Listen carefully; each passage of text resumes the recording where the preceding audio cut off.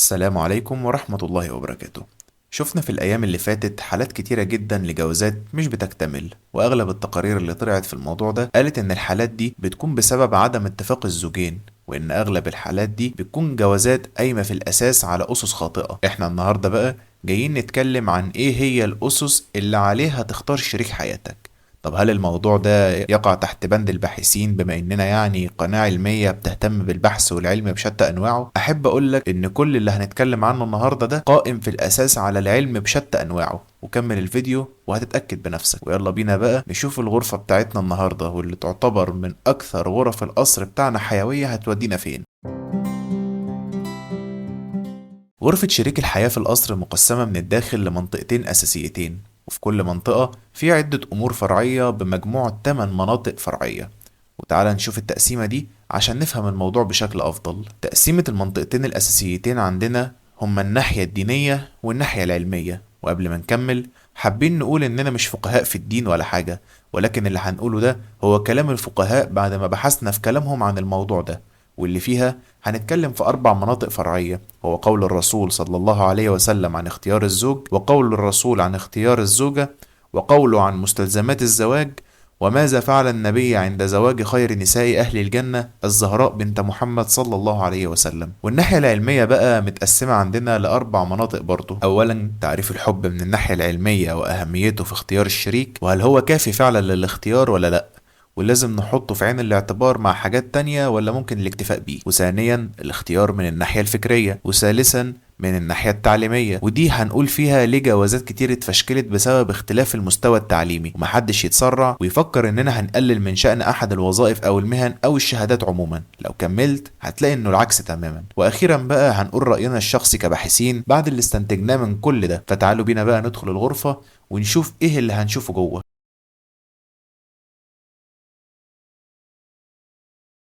أولا من ناحية الدين، فالدين عندنا يسر أمور الزواج بشتى الطرق وبأقصى الدرجات الممكنة، لأن الزواج عندنا من أجمل الحاجات اللي الدين قال عليها. وبما أن ربنا سبحانه وتعالى هو اللي خلقنا وعارف أن لابد للإنسان من ونيس، فيسر لنا كل الأمور الممكنة للزواج. تعال نشوف إزاي بأول مفتاح فرعي معانا النهاردة، وهو كيفية اختيار الزوج.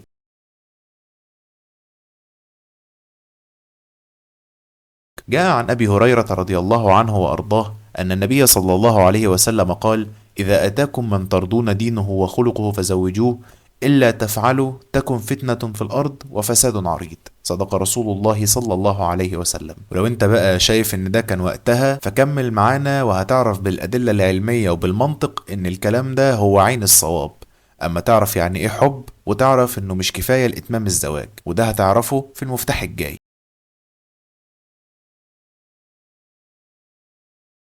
جاء عن أبي هريرة رضي الله عنه وأرضاه أن النبي صلى الله عليه وسلم قال: تنكح المرأة لأربع: لمالها ولحسبها ولجمالها ولدينها، فاظفر بذات الدين تربت يداك. نفس الكلام برضو عن الست هو اللي اتقال عن الراجل، لأن الدين عندنا مش بيفرق ما بين راجل وما بين ست في الحساب، كلنا سواء أمام الله في الأعمال بتاعتنا. طب تعالى بقى نشوف مستلزمات الزواج من مهر وشبكة، اللي عاملين قلق ونوش كتير قوي بين الناس دي.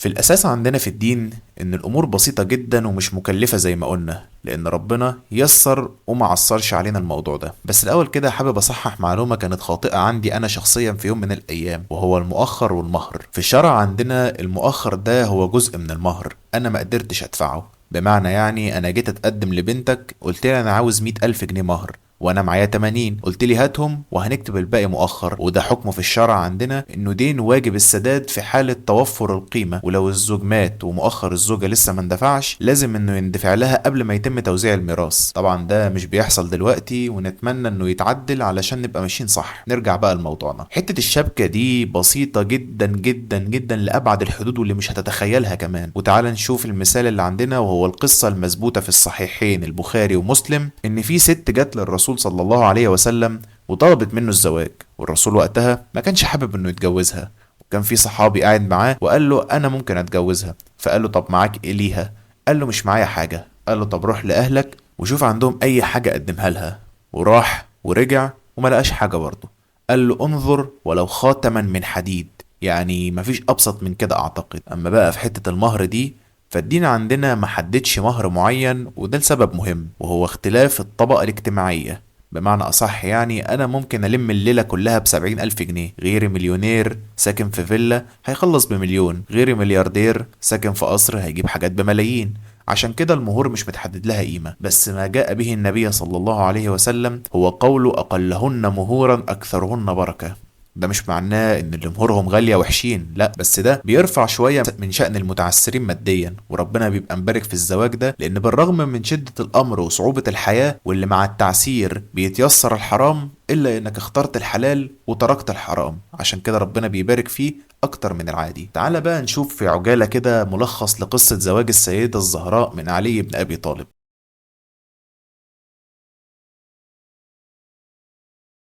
لما جه سيدنا علي بن أبي طالب أن يطلب يد السيدة فاطمة من الرسول صلى الله عليه وسلم، قال له: يا رسول الله، زوجني فاطمة. فالرسول الكريم هش وبش وقال له: أهلا ومرحبا. وسيدنا علي لأن دي كانت أول مرة يتجوز في حياته مش فاهم إيه المعنى ده، هو مش فاهم هو عايز يقول له إيه، وراح حكى لسيدنا أبو بكر الصديق رضي الله عنه وقال له اللي حصل. فرد عليه الصديق وقال له: واحدة منهما تكفي، لأن النبي صلى الله عليه وسلم ما كانش بيقول لحد لأ، لو مش موافق هيسكت. ومن أدب الصحابة ما كانوش يطلبوا من النبي الحاجة مرتين، والرسول عليه الصلاة والسلام لو كان موافق كان هيقول، مش موافق وسكت خلصت. وقال له: يعني كده كويس؟ قالوا: ده كويس جدا جدا، ده موافق وبشدة كمان. لما رجع سيدنا علي للرسول صلى الله عليه وسلم، الرسول سأله: ماذا معك لفاطمة؟ يعني هتدفع لها مهر كام؟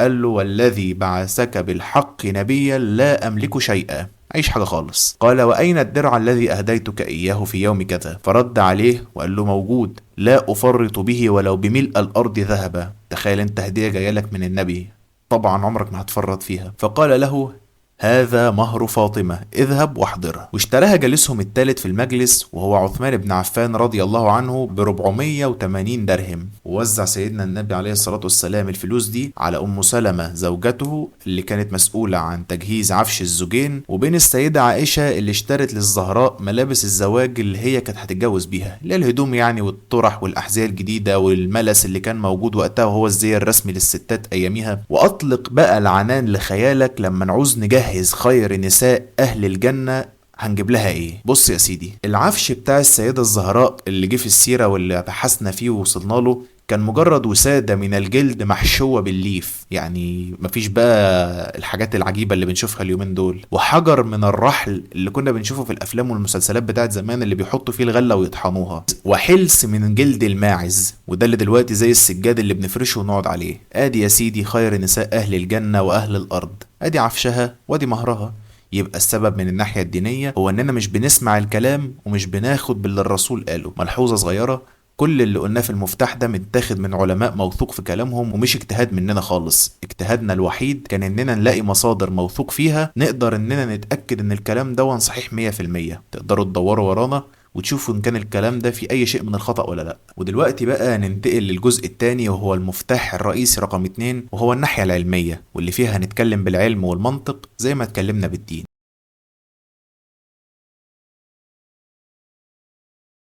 الحب في تعريفه العلمي هو ناتج هرمون. طب الهرمون ده عبارة عن ايه؟ الهرمون عبارة عن مادة كيميائية جوه الجسم بتنتجها الغدة النخامية في منطقة اسمها تحت المهاد او الهايبوثالاموس. طبعا في هرمونات بتفرز من مناطق تانية، بس هرمون الحب بيفرز من المنطقة دي. طب ثواني كده، ازاي المشاعر بتيجي نتيجة هرمونات؟ بمنتهى البساطة، الهرمونات دي بالنسبة للجسم زي الجينات بالنسبة للخلية، هي المسؤولة عن اغلب الامور اللي بتتم داخل الجسم.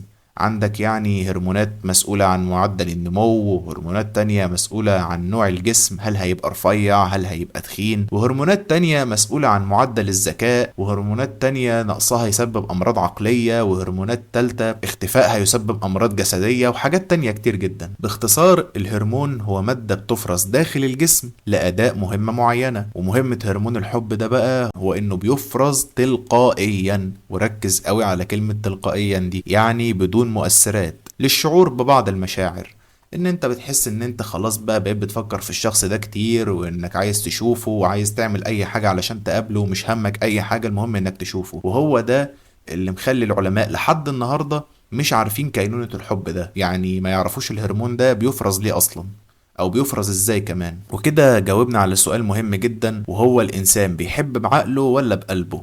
هو الحقيقة لا بده ولا بده، لان العقل مش هو المخ، العقل جزء من وظائف المخ، ومش هنتفرع للموضوع ده دلوقتي، هنعمل له حلقة لوحدها ان شاء الله، بس ده مش موضوعنا دلوقتي. نرجع بقى لموضوعنا. بعد ما عرفنا ان الحب مجرد مادة بتفرز من المخ، كده السؤال اللي المفروض نجاوبه بقى، هل ينفع اعتمد على الحب في الجواز ولا لا؟ الإجابة طبعا لا، لأن المادة دي زي ما بتفرز مرة واحدة، هي معرضة في أي لحظة إنها تختفي. ولو أنت متجوز واحدة وعايش معاها عشان بتحبها بس، ممكن في أي لحظة، ودي بتحصل كتير جدا مع ناس، إن تختفي المادة دي وتلاقي نفسك خلاص مش قادر تتحمل أي حاجة للشخص ده. وده السبب إن أغلب الناس بتقول أنا معرفش إيه اللي حصل بعد الجواز، فجأة حسيت إني ما بقتش مبسوط معاها أو معاه لو كان المتحدث الزوجة. الموضوع باختصار إن المادة دي اختفت والحب راح حرفيا مش مجازا، أنت ما بقتش بتحبها، ومفيش حاجة تخليك متمسك بيها. يعني لا شخصيتها حلوة، ولا أهلها ناس كويسين، ولا هي تعرف ربنا كويس، ولا أي حاجة خالص. أنت كنت بتحبها لمجرد إن الهرمون ده طلع عندك. وتعالى بينا بقى نروح للموضوع التاني، وهو الاختيار بالناحية الفكرية.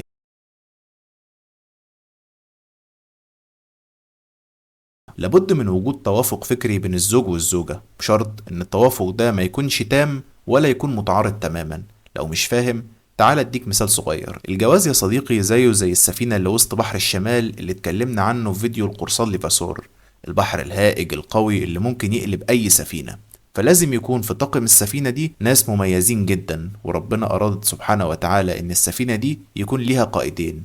أيوة يا صديقي، الجواز ليه قائدين، انت قائد في حاجات وهي قائدة في حاجات. شئت أم أبيت، في حاجات بيعملوها إحنا ما نعرفش نعملها، زي ما هما في حاجات بنعملها هما ما يعرفوش يعملوها. فإزاي بقى تختار القائد التاني ده؟ بص يا سيدي، لابد إن يكون القائد ده تفكيره مش زي تفكيرك تيبيكال، ولا مختلف عنك تماما. لأن لو كان زيك بالظبط وانت قلت قرار غلط، هو هيصدق على كلامك بكل قوة لأنه زيك، وساعتها هتنفذوا الخطوة دي بمنتهى العنف، وساعتها المشكلة هتبقى أكبر لو كان القرار ده غلط. أما بقى لو كان عكسك تماما، فانتم حرفيا هتبقوا ملخومين في حل النزاعات على أتفه مشكلة هتقابلكم، وتسيبوا دفة السفينة سايبة من غير ما حد يتحكم فيها، وفي كلتا الحالتين المركب هتغرق. طب الحل إيه بقى؟ الحل إنك تاخد شريكك يكون مكمل للنواقص اللي عندك، عشان تكونوا متوافقين في القرارات الصائبة، وفي نفس الوقت لو حد منكم غلط التاني يعرف يعدله الغلط ده، لأن الغلط بيكون نابع من حاجة ناقصة من مكانها، وهو اللي عنده الناقص عندك، فبالتالي هيكون قادر انه يسد العجز اللي عندك، وبإذن الله المركب توصل لبر الأمان. وتعالى بينا بقى ننتقل للمفتاح الفرعي الثالث، واللي فيه هنوضح حقيقة تأثير التعليم على الحياة الزوجية.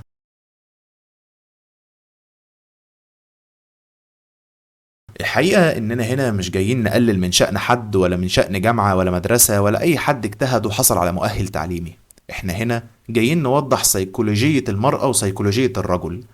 من أهم صفات المرأة إنها ما تحبش تسلم لواء القيادة بتاعتها لحد إلا لما تحس إن هو أعلى منها شوية، أعلى منها في القوة واللياقة والفلوس والصحة والتعليم وكل حاجة تقريبا. وده يدينا تفسير إن ليه واحد اتجوز واحدة ماديا أعلى منه عاش حياته كلها في جحيم، لأنه طول الوقت حاسس إن هي أحسن منه. ولو الإحساس ده وصل للست إن جوزها شايف نفسه أقل منها، عمرها ما هتحترمه. يعني صعب جدا لو رجعنا بقى في المفهوم بتاعنا للتعليم، ان محامية مثلا تقبل تسلم اللواء الخاص بيها لواحد واخد ابتدائية وواقف في التعليم على كده. طب هو اللي معاه ابتدائية ده وحش؟ لا، يمكن عند ربنا احسن منها وولي من اولياء الله كمان.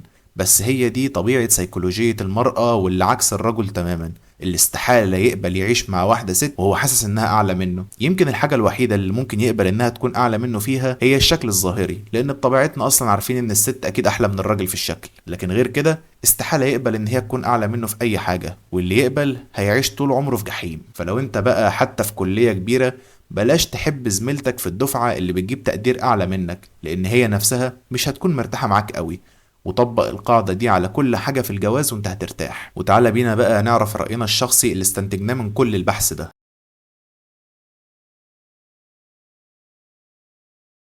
الحقيقة إن أكيد بعد ما شفت كل ده عرفت إن الرسول صلى الله عليه وسلم كان عنده حق لما وصانا إننا ننحي الشكل والجمال والحسب وكل الحاجات دي على جنب، ونختار الدين، لأن الدين هو الحاجة الوحيدة اللي مش هتتغير ولا هتروح. يعني مش هتلاقي واحدة كانت محترمة وفجأة تلاقيها قلبت عكس الموضوع تماما. طبعا ممكن تحصل بس في حالات نادرة قوي قوي يعني، لأن معنى إن واحدة تغير أسسها في الدين ده معناه إن الست دي راحت في داهية خلاص، يعني ربنا يعزنا منها. وبالتالي الدين مش هيكون زي الحب والفلوس اللي ممكن يروحوا في أي لحظة.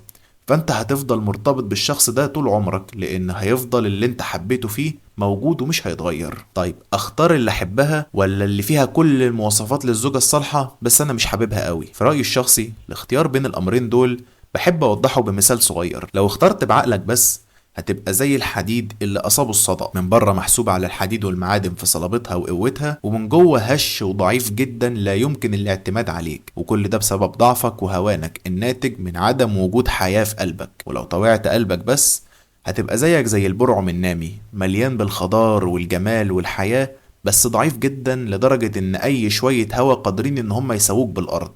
طب الحل ايه يا صديقي؟ الحل انك توزن حياتك، استخدم الميزان.